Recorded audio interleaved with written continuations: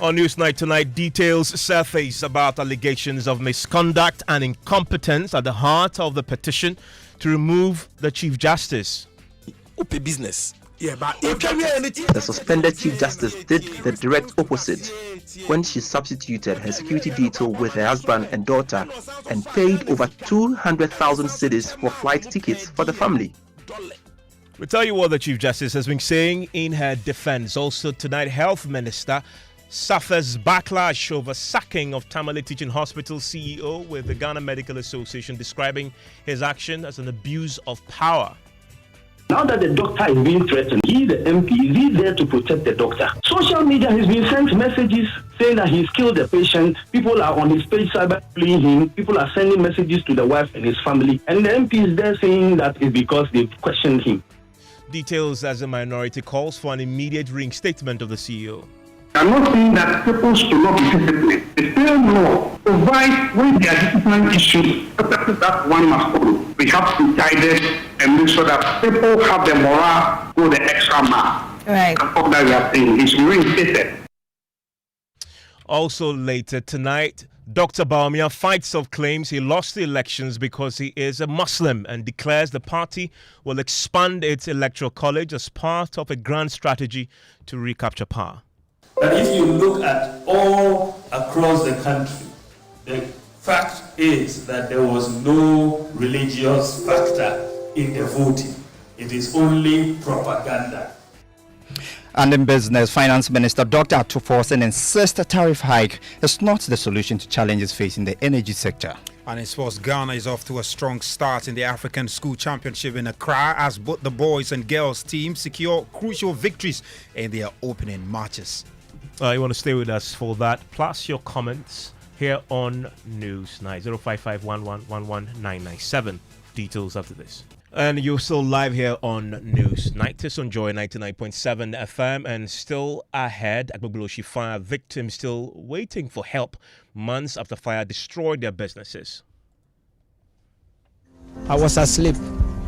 Then before I would realize fire. I stood up. I saw that church fire.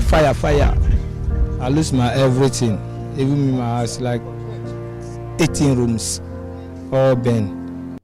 You want to stay with us for the latest episode in our fire series. But now, though, details are beginning to emerge tonight about the allegations of misconduct and incompetence at the heart of the three petitions to remove the Chief Justice. Gertrude Tokonu was yesterday suspended by the President after a prima facie case was made against her. We are now learning about the specifics of the allegations that convinced the President to suspend her. Deputy Attorney General Justice Sremsari confirms to Joy News that it was a Council of State that recommended that the Chief Justice be suspended. He did not act in accordance with advice. I'm sure the statement would have made it clear that the President made a decision, So I think that, not that I think, I am aware that that is what happened.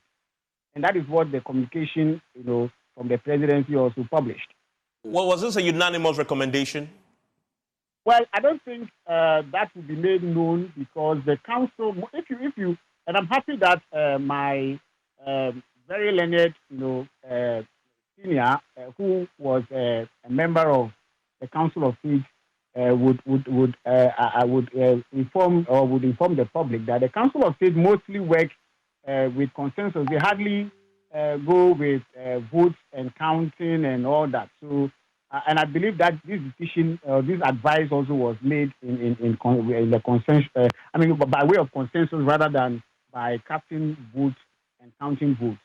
Well, my colleague Latif Idris joins me in the studio now with details of the allegations contained in the petition that was evaluated by the Council of State and the recommendations made on that basis. It also includes the suspended CJ's own responses to these allegations. And Latif, first, who are the petitioners? So we have number one, Daniel Ofori. Daniel Ofori makes 21 specific allegations of misbehavior of the Honorable Chief Justice and 4 allegations of incompetence. Number 2, we have Ayamga Yakubu Akogo. He is a senior police officer in the Ghana Police Service on the rank of Assistant Commissioner of Police, stationed at the National Police Headquarters, Accra. He documented what he calls 16 counts. The 16 of them all accusing the Chief Justice of making discourteous and disrespectful comments and mocking him. He also alleges that the Chief Justice caused his unlawful arrest. And number 3 is Kingsley Ajayi. He's a chairman and convener with the Shining Stars of Ghana. 2 main allegations bordering on the Chief Justice's recommendation to Akufo-Addo to appoint some 5 judges.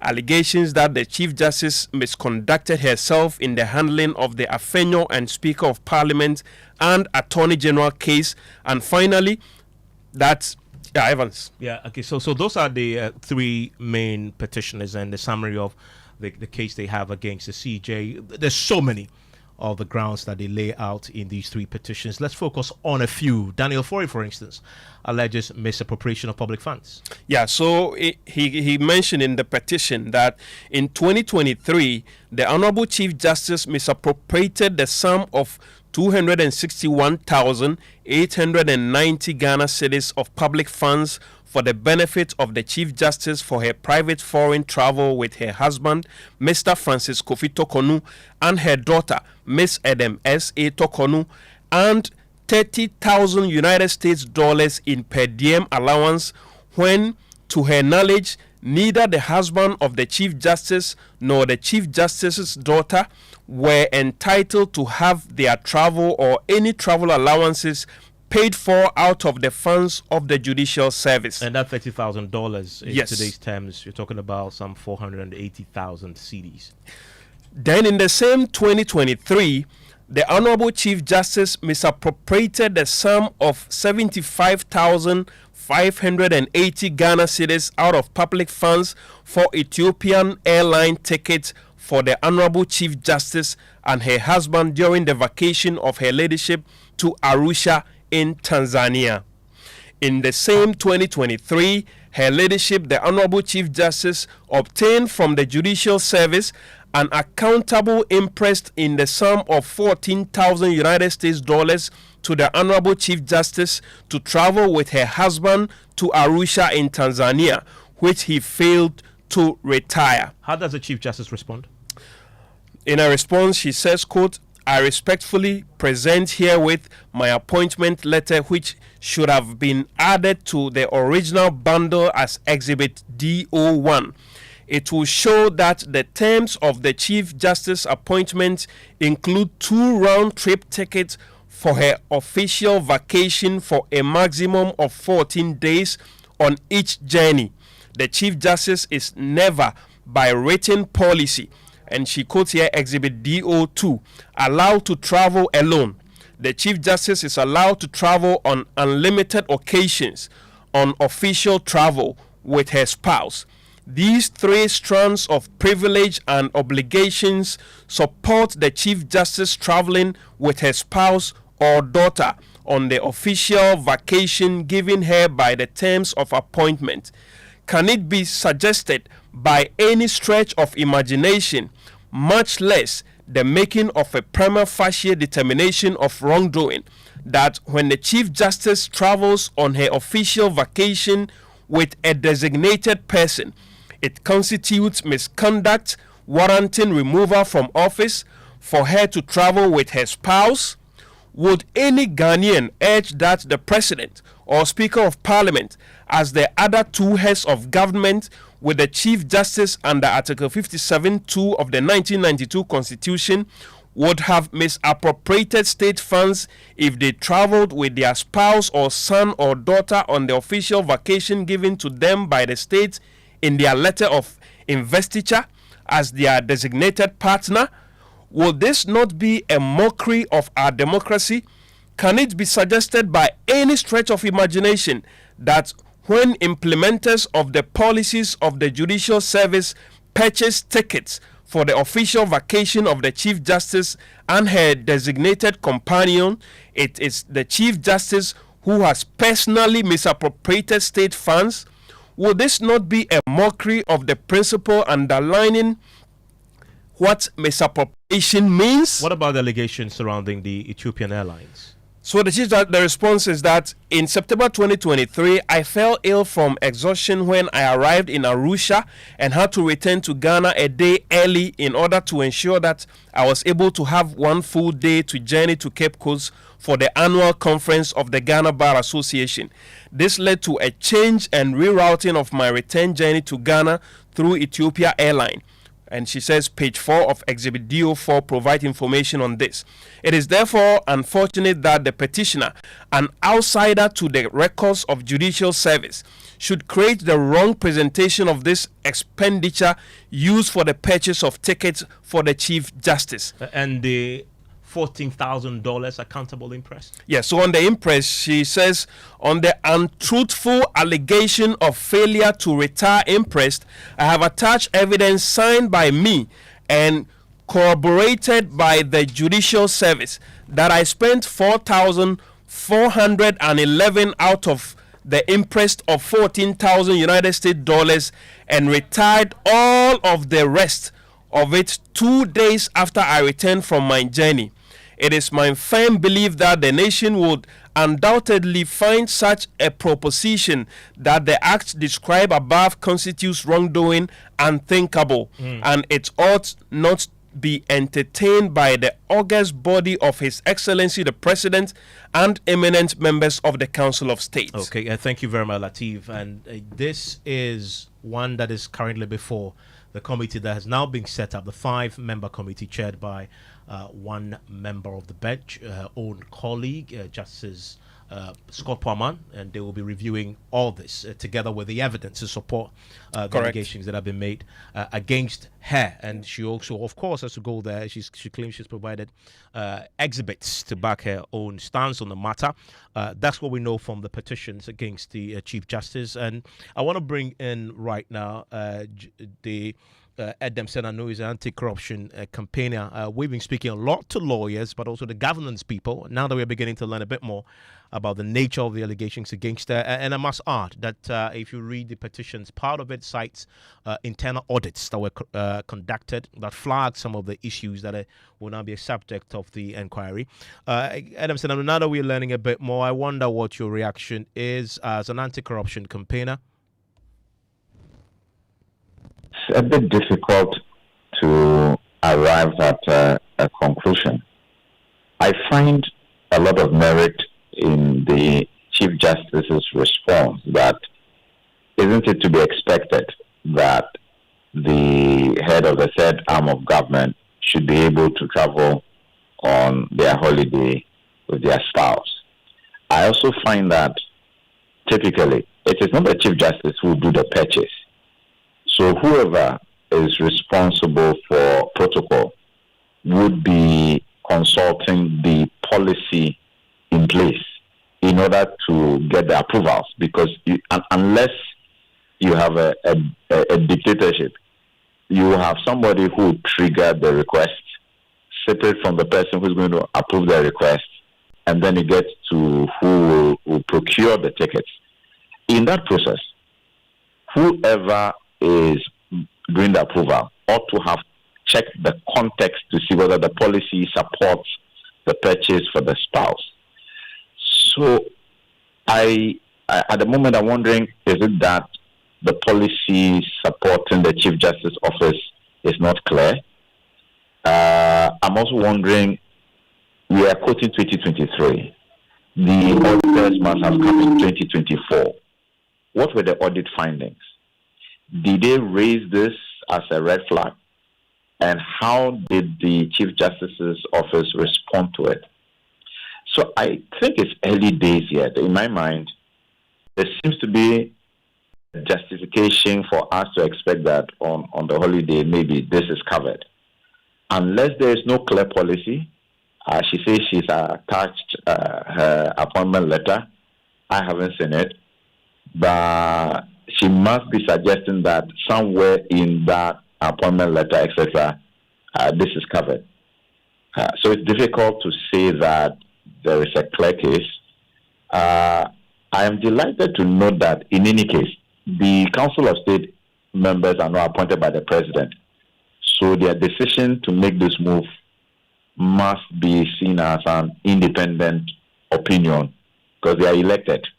So if the 16 members or so came to the conclusion that there is some merit, it means that the constitutional processes are being followed. But I still think that listening to what the Chief Justice has said, there seems to be some merit there, and so it's early days. It all comes down to what the policy says and what she's entitled to, basically, and whether she exceeded that knowingly. And we'll be getting a few more details from the Deputy Attorney General because we're learning tonight that there have been 2 additional petitions already filed against her, in addition to the 3 that is already being considered.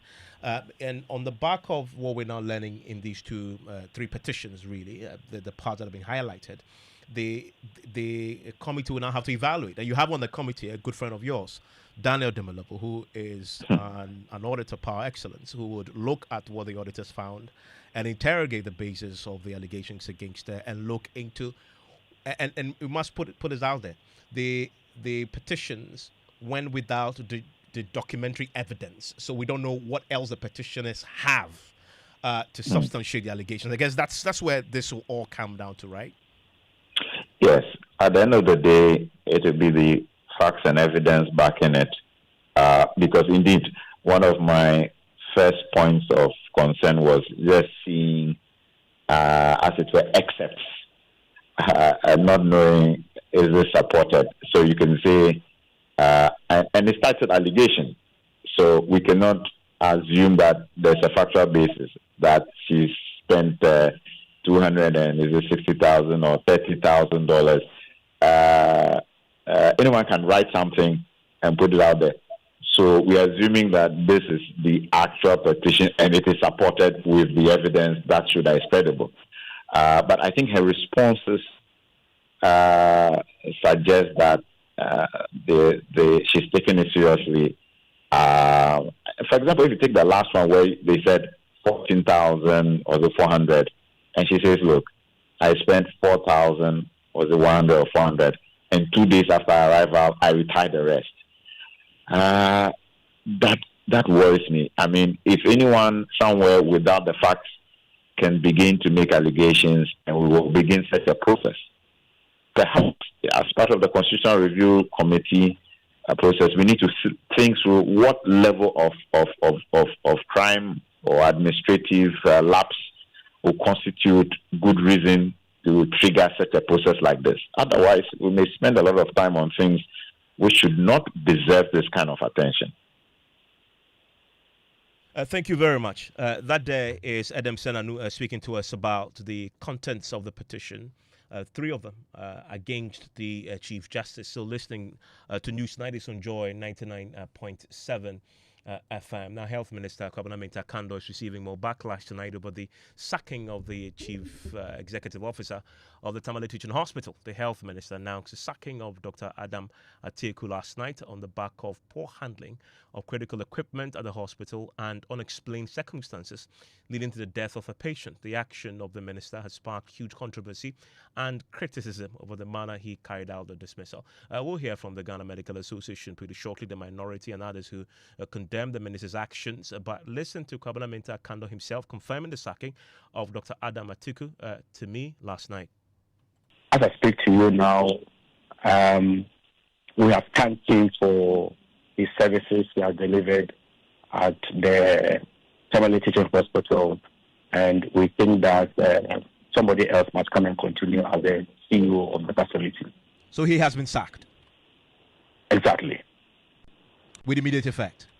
With immediate effect. He accepted this, or he's going to fight this? Well, I don't know yet.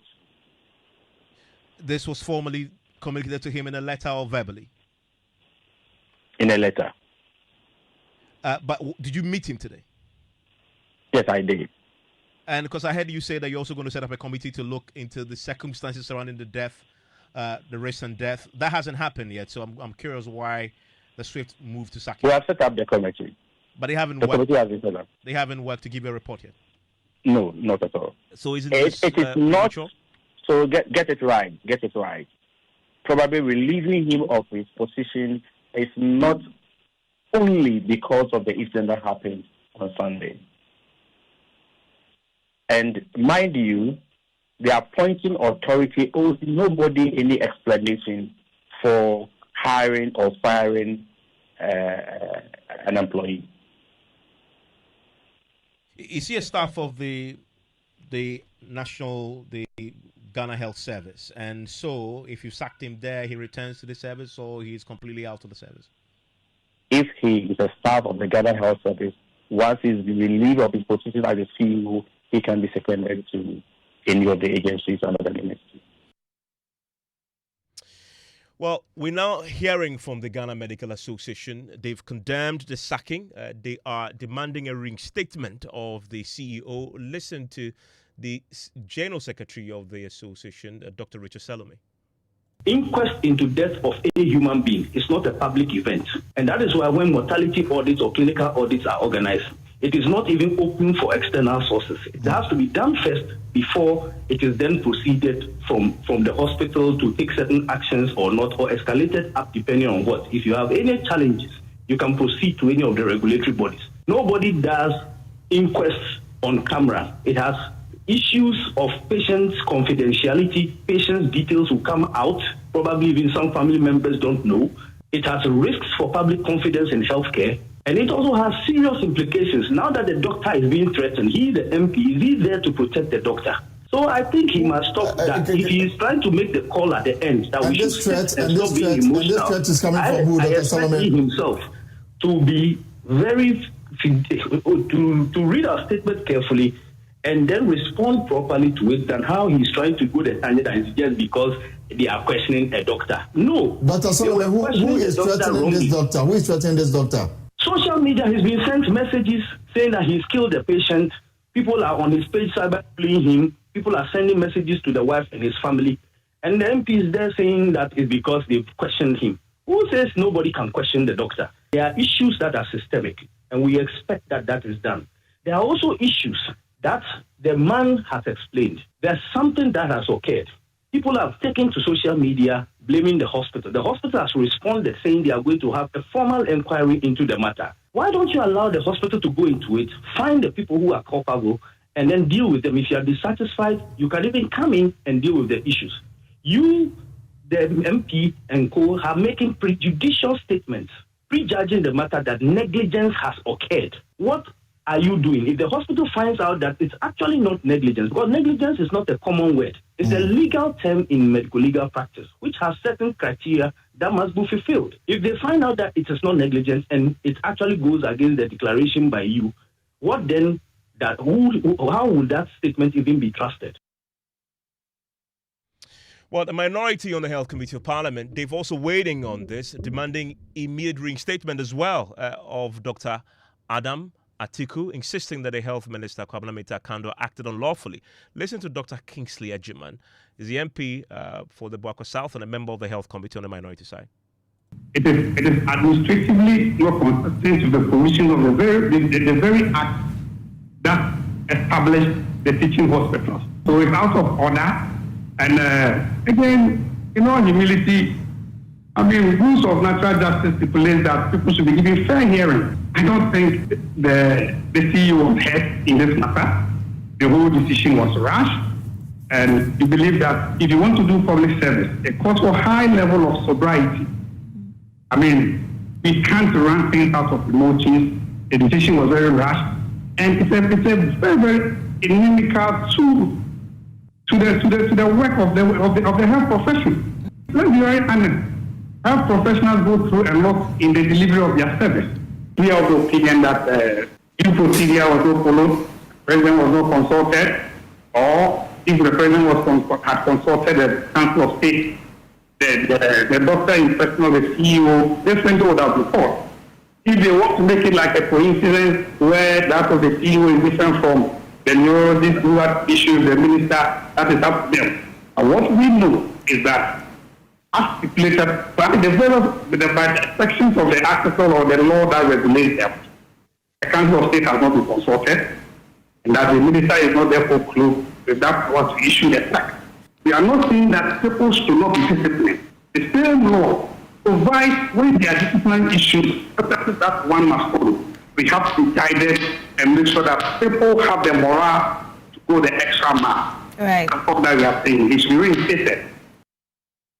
What are your thoughts on this? Share your thoughts. 055-1111-997. And my colleague James is joining me right now with business. Hello, James. Well, coming up in business this evening, Finance Minister Dr. Atuforsen insists tariff hike is not the solution to funding challenges facing the energy sector, and government and Goldfields Ghana reached transitional deal on Diamond Mine. Business news on Newsnight is brought to you by MTN Business. Welcome to the new world of business. Kingdom Books and Stationery, your number one stop shop for all office essentials, Syntex tanks and Pepsodent herbal and charcoal. Welcome back to Business on Newsnight. I am James Shen. We settle for the details now. And Finance Minister Dr. Atuforsen has maintained that increasing utility tariffs should not be seen as the solution to dealing with the funding challenges facing the sector. The Finance Minister said this during the World Bank meeting on Ghana's Energy Compact program. George Riafe has the rest of the story. Speaking at the World Bank engagement, the Finance Minister, Dr. Atuforsen, noted that looking at the current challenges facing the energy sector, we should not see tariffs increasing as the way to go to deal with the funding challenges facing the sector. The Finance Minister's comments are coming at a time that tariffs should be going up every quarter in line with the IMF program. However, the Deputy Minister of Energy has revealed to Joe Business that government is working to deal with those variables that lead to the tariffs going up significantly in every quarter. According to the Minister of Finance, Dr. Atuforsen, the country needs about $2 billion every year to deal with the funding challenges facing the sector. He added the electricity company should look at dealing with this challenge by also addressing some of their internal inefficiencies going forward. The Finance Minister also viewed that it is for this reason that is why Cabinet has approved private sector participation in the power distribution sector as part of government strategy to deal with the challenges facing the energy sector. And that was George Uriafi there with the report. Now, Government and Goldfields Ghana Limited have reached an amicable agreement on transitional arrangement for the Diamond Mine. This will pave the way for renewed operations and potential Ghanaian ownership. The following report has more. This was contained in a statement from the presidency issued by Minister of Government Communications Felix Kwakye-Ofosu. Per the agreement, Goldfields subsidiary Abosu Goldfields Limited will receive a new 12-month mining lease to continue open-pit mining operations. This lease, pending parliamentary ratification in May 2025, is aimed at protecting jobs and conducting feasibility studies to assess the mine's reserves and future lifespan. Under the new agreement, Goldfields will resume open-pit mining during the transition period, safeguarding jobs and conducting feasibility studies to establish the mine's reserves and mine life. And that was a news desk report. Now, some tax analysts have called for the strengthening of the transfer pricing unit and other monitoring units under the Ghana Revenue Authority to enable government track revenues of big corporate firms. Transfer pricing usually occurs when two related companies engage in the manipulation of price of goods and services to reduce their balance. Speaking at a dialogue organized by the Accounting and Finance Faculty of the University of Professional Studies, Accra, to address tax revenue leakages, Manager for Business Tax Advisory at Ernst & Young, Abigail Mains, explained that proper control systems will minimize the rate of tax avoidance, especially among large companies. And again, the issue of transfer pricing, we can also link it to the fact that if we have a system we have that system, but then for it to be more robust, for the competent authority, which is here in Ghana, GRA, and those of related parties, that is countries of origin, they should work together coincisively to ensure that there's IT audit. The system should be able to pick up, transactions that are, fictitious and fraudulent instantly. And we have talked extensively about icons and all of you. We've talked about the ITAS, we've talked about metering systems. So if we have digital solutions working properly, can be able to merge works that are being done by the competent authorities, GRA, and then other countries. So Abigail Mensah is the manager for business tax advisory at Ernst and Young. Now, finally, MTN Ghana has reaffirmed its commitment to empowering businesses through technology and innovation at the Chief Technology Innovation Officer Roundtable Africa event. Chief Enterprise Business Officer of MTN Ghana, Angela Misappropriation, highlighted MTN Ghana's strategic focus on integrating digital literacy into business operations. Well, the great thing about MTN and MTN Business today is we're rolling out capacity building. So we will be doing digital literacy, digital marketing for our SME businesses. So it doesn't matter where you are. Wherever you are, we'll hold your hand and we'll teach you small, until you are the experts, until you're telling us what we should be doing. So at every level, we're coming in and we're making sure that we can hold your hand and educate you so that your business grows from bigger to bigger to bigger. Angela Misappropriation is the Chief Enterprise Business Officer at MTN Ghana. And that's all for Business on Newsnight with me, James Ishin. Over to you, Evans. Thank you very much. Newsnight is live here on Joy 99.7 FM, 05511111997 is a WhatsApp line. I'll be sharing some of your thoughts with the rest of the world pretty shortly. Now, months after a fierce fire gutted wooden homes and shops at Agbogloshi's Baller Down in the November 2025, victims say they've been left to fend for themselves with no support from government, corporate bodies and aid groups. Unlike victims of recent fires at the Doom PZ and Cantonment, so these residents have received no help to rebuild, struggling to restart their lives. They are calling on philanthropists, CSOs, and state agencies to break the silence and bring hope. In this episode of Breaking the Fire Cycle, Sweetie Abochi tells their story. All of these places have been destroyed by the fire because most of the structures here were made out of wood. At 10 p.m. on November 24th, 2024, here at Bola Top Down in Agbogloshi, fire started from right here in this corner and raised down several structures all the way going back miles from where I'm standing right now. Lives were not destroyed, but means of livelihood were. Abdulaziz lives right behind me, and he was one of the first victims. Things are burning. People who have victims of that fire.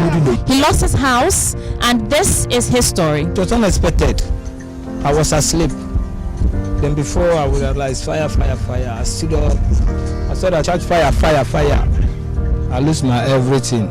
Even in my house, like 18 rooms, all burned. The whole business with me I do for the year, or I sold everything on the 24th of November. Morning time, yes. I sold everything, evening time, the whole thing burned. 50,000 Ghana cedis. Everything burned. Just like Abdulaziz, Johnson is another victim of the fire that raised down several wooden structures here at Agbogloshi Bola Top Down. And like Abdulaziz, he also is unable to mobilize the funds to rebuild his home.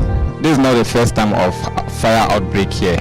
Money that has lost 800,000 above it. Motorbikes, homes, furniture, wooden structures that served as stalls all burnt down to ashes, and they remain hopeful. However, they're asking that if anyone can come to their aid and help them, this is not what their lives looked like before that fire, and so please come to their aid. These lives need help, so if you can, help them out. Sweetie Abochi's report for Joy News. To some politics now, and the 2024 presidential candidate of the New Patriotic Party, Dr. Mahmoud Bawumia, has dismissed claims that he lost the elections because he is a Muslim. Dr. Bawumia said the party's defeat can be attributed to disaffection among MPP members and that it was all within because they failed to turn up to vote in the 2024 elections. He argued that he performed better than many of his party's parliamentary candidates who are Muslims, who are Christians actually. I decided to do some data analysis to test this hypothesis. And when you look at the data is very clear. In many constituencies across the country, the MPP presidential candidate performed better than the Christian parliamentary candidate. in many constituencies across. So it couldn't be if they were voting because of religion, I shouldn't be performing better than the Christian parliamentary candidates. Even my good friend, Intim Podio, who is giving a lot of heat to the government at the moment in Thailand. Intim Podio is a Reverend Father Intim Podio, as in South. But I did better than him in his constituency. So he did so well. I mean, he did and mobilized the votes for me, and I thank him very much. But if you look at all across the country, the fact is that there was no religious factor in the voting. It is only propaganda. Well, he welcomed the Professor Michael Quay report, and that committee investigated why the MPP lost so heavily in the 2024 elections. He also announced with some certainty that the party will make some constitutional amendments, including expanding its electoral college.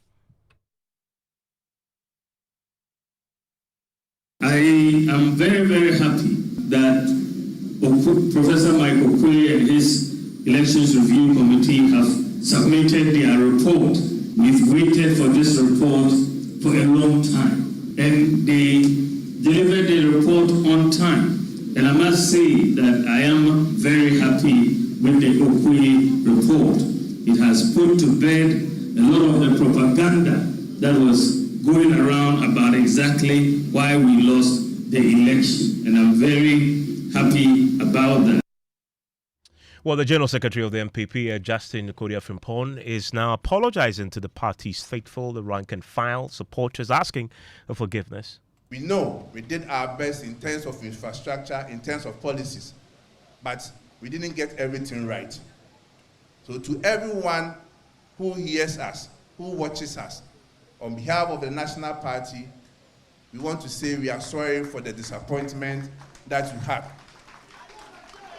But we can assure you that we have learned our lessons, and the restructuring that is going to happen in our party will make sure that the new patriotic party comes back on the right road, and in 2028, when by God's grace you give us a mantle, all the wrongs that were made will be corrected for us to have a better government under the leadership of a flag bearer that we will select.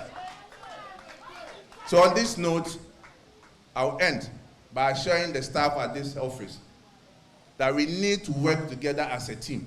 There is so much work to be done. All of us here are not perfect. In one way or the other, we might have offended your sister or your brother. But as a mark of showing unity and reconciliation, just look at the person sitting on your right, on your left, and tell the person, for the sake of unity, if you have even sinned against me, I have forgiven you. I want to bring in right now Dr. Richard Amakoba. He's a political scientist. He himself one time attempted to become the party's national chairman. Joins us on the line right now. Professor Ali Dusedu is the head of the political science department of the University of Ghana. This is on the eve of the party launching this Thank You tour across the country, but they're sounding a note of unity. Dr. Amakoba, you heard the vice president himself. He says that the defeat was internal. It wasn't because he is a Muslim, but more broadly, the party says they acknowledge why they've lost, they're sorry for it, and you're ready to unite the rank and file. Is this the first step to recapturing power, another exercise in futility? Well, unity is the first step. So it's in the right direction. But there's something they didn't talk about, is the past president, the former president. He has become an albatross around the neck of the party. I said before the election, they should not allow him to campaign actively because he has become very unpopular, and people will reflect that unpopularity on the party. So they should let him stay in the background. And when it's all said and done, then he can come forward. But no, even now, he wants to control the party. So 67% of the people, MPP, said he is the cause of the defeat. And yet he doesn't even accept that. He wants to reflect that. He wants to say that it's because they presented the wrong candidate. Who is the wrong candidate? Wasn't he supporting Bawumia? So did he send the wrong candidate for people to vote for? And you make a point. You make a point about wrong candidate. Dr. Bawumia himself, having heard internally the accusations against him about why the party suffered such a humiliating defeat, addresses one of the prime accusations against him, which is that people didn't vote for the party because he's a Muslim, the first to stand on the ticket of the party with that religious faith as what they hold on to. I want to bring in Dr. Aludisedu. Doc, what do you make of that point that the Vice President himself takes some time to try and deal with? Is he right when he says, well, I've looked at the data and it had nothing to do with my religious faith, it had everything to do with our disunity? Thank you, Evans. I think there were a lot of factors that contributed to the defeat of the MPP in last year's election, including arrogance of power, failure to implement their policies, the state of the economy, and then identity politics. Religion is a very important factor that determines how people vote in this country. Even the selection of tickets in the major political parties, they usually balance based on northern, southerner, Christian, Muslim. So we all recognize that that particular factor is very critical. But maybe when you compare it to other factors that had caused the defeat, you realize that it is maybe insignificant compared to the state of the economy, arrogance of power, ability to deliver failed promises, and the contribution of individual personalities in the party. So I will argue that his point is right, but they should not downplay the role of religion and other social identity factors moving forward in 2028. Dr. Makuba, another thing he announced today, that one of the constitutional reforms will certainly be an expansion of the Electoral College. Is that the right move? Yes, it is. It's long overdue. This is why corruption is rampant. Meritocracy, when you have more money, you buy the vote, they vote for you. We saw it in our as pathetic display of cash, and the president himself was standing there. What I'm saying now is this: not that I have anything against the president. He has led the party for 8 years. That's enough. That's more we can. He should go and retire. Let the party decide whom they want, not what he wants. So he sits behind, and even now wants to control the party. We will never agree to that. We will resist it all the way, and that is just an analytic poll. That's what it shows. 67% says it is him. So he should accept it and back off instead of still trying to fight to deflect that finding and say it was the wrong candidate. What wrong candidate? He went to the poll 3 times before he won. First time he was the wrong candidate. Second time super wrong. And then he became the darling the third time. Dr. Makuba, my question wasn't at all about Akufo-Addo, but you bring him in quite a bit. Well, He's completely talking out of the about picture. him. He's the cause. Yeah, but you don't want to talk about it. He's no longer the boss. He's a former president. With the findings. He's a former president. He's out of the picture. The poll says 67%, and yet you say nothing about him. How is that possible? But because he's no longer in the frame, he is completely out of the picture now. He's not completely out. He's behind the scenes. That is the problem. You are not able to say he's not completely out. When he says he presented the wrong candidate, he was referring to Bawumia being the wrong candidate. That's why we won. But it's not true. I haven't heard him say that the party presented the wrong candidate. He won't tell you. His surrogate will say it. I was passing in the radio station saying that. Where do you think it comes from? I mean, I just want to focus for a second, Aludisedu, very briefly, on this point that Bawumia himself makes. Listen. Made some very important recommendations for this party. And those recommendations have been forwarded to a constitutional review committee to then look at it and bring it back to NEC and National Council. For us to then make certain changes. You can expect, without any doubt, that the delegate system is going to be changed. That we will change the current delegate system and allow more people to vote. And that give more rights to more people to come in and be part of the Electoral College.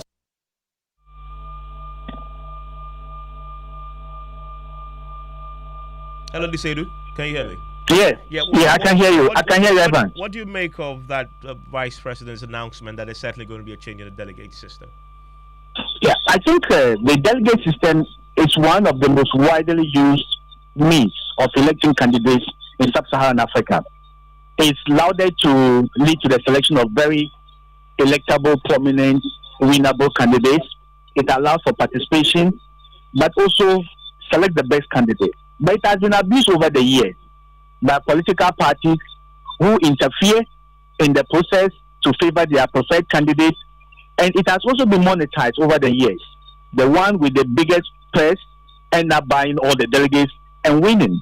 So moving forward, an expanded electoral college system can allow for deeper participation, to some extent reduce the monetization, but I don't think it will completely be able to deal with monetization. It has come to stay in our politics. Why can't we can reduce it? But the other side is also that it may lead to a very bitter, acrimonious, long campaign. If you are going to campaign throughout the country, if every MPP member is going to vote, then it is also going to increase the amount of money candidates will spend.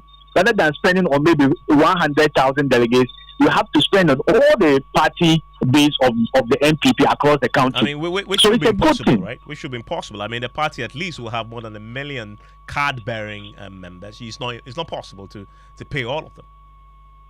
It will, yes, it can reduce the monetization, but people are still very strategic. If I'm a candidate and I know the total number of people who will be voting, I'll be very proportionate to do survey and pick maybe the people who can vote for me to win, and I'll focus on them and spend on them.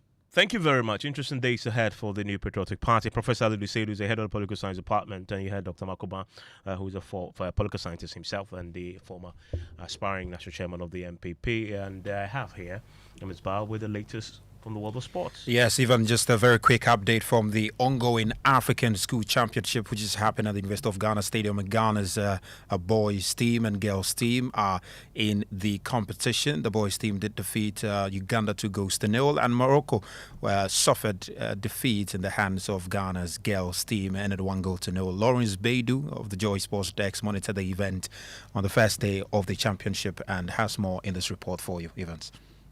It's good omen for Team Ghana as far as the African Schools Football Championship is concerned, because both the girls and the boys pick up wins in their opening games in the tournament here at the University of Ghana. The boys had to do it a more comfortable way because 2 goals in each half, or a goal in each half from John Ando, meant that it was a debut to remember for the Black Comets. For the girls, it was a bit difficult because they had to rely on a Jennifer Ewuku second half strike to beat Morocco in a game that they could have won much easier if they had taken their chances. But then it's a result they would want to be proud of. Heading forward, Ghana are back in action on Thursday against the boys take on South Africa while the girls take on Benin. I mean, South Africa themselves were 2-0 winners in their opening game against Algeria, so it's a bit of a tricky moment for them. As far as other results are concerned, defending champion South Africa lost in the girls category to Uganda, while Senegal and Tanzania played out a 1-1 draw in the boys category. And so live here on Newsnight on Joy 99.7 FM. On today's Climate Focus, we explore the critical nexus between climate-induced migration, peace and security. Our spotlight turns to the northern parts of Ghana, where we have the first look at the effects of climate change as it extends beyond environmental concerns to impact livelihoods, employment and regional stability. This report, produced in collaboration with our partners at the Youth Bridge Foundation, delves deeper into these pressing issues. In the heart of West Africa, beneath its burning sun and upon its parched earth, a story of survival, conflict, and the quest for peace unfolds. This is northern Ghana, where the consequences of climate change are not just statistics, but stark realities that shape the destinies of its people. The Fulani and nomadic people and the Dagombas, farmers rooted to the land, find themselves at the crossroads of tradition and the harsh realities of climate change. Dams that once sustained life have dried up, leaving behind more than just barren land.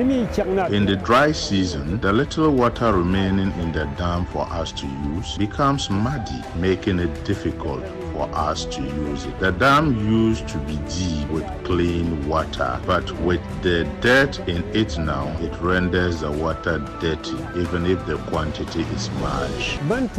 As people fetch the water, some fetch it home for their animals to drink, but we ourselves do not have a clean source of water to drink. But we have no other option than to also rely on this water for drinking and cooking. For the Fulani, migration is not a choice but a necessity. As water becomes scarce and grazing lands vanish, they move driven by the ancient rhythms of the earth and sky. But their journey is fraught with challenges. The only source of water we have is the place where we are. The small dam we can use to harvest some small water. It will take us, after when the rain stops, it will take us maybe 1 or 2 months, then it will finish. After that, we will not get any water unless we move to different places and get water for we ourselves and our animals. Because of we are suffering of getting water, so that's the reason why our father, he said we should organize some small amount so that we'll get people to come and help us to redig the place so that we harvest more water. The arrival of the Fulani and their herds in Dagomba land sparks conflict. Lands once fertile are now battlegrounds, where survival is pitted against survival. Both sides bear the scars of this clash, with stories of loss and longing. One day I was there when somebody calls me that cattle are inside my beef farm. So I went and they already go outside the farm. So I chased them with motorbike. I couldn't be able to meet them. But fortunately, I met their owners coming to the roadside. So I talked to them. Then they went back and saw that it was their cattle. So they came to apologize to me, so to forgive them. Their intention is that the grass near the farm is very softer than where they are grazing every day. So they plan to come at the day you are not in the farm. They will come and graze at the edges and enter inside your farm and graze. There are times my herd disturbs other people's farms.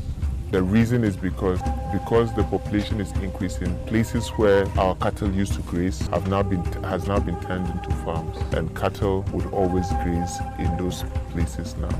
And sometimes they walk into people's farms. But the reason we've stayed here for long is because we are patient, and as much as possible, we try to talk and negotiate with the people whose farms are destroyed by the cattle. Climate Focus is brought to you by Joy News in partnership with Youth Bridge Foundation, Bridging Gaps for Positive Youth Development, and the Climate Development Knowledge Network. And that's it for News Night tonight. And you want to stay with us for more here on Joy 99.7 FM.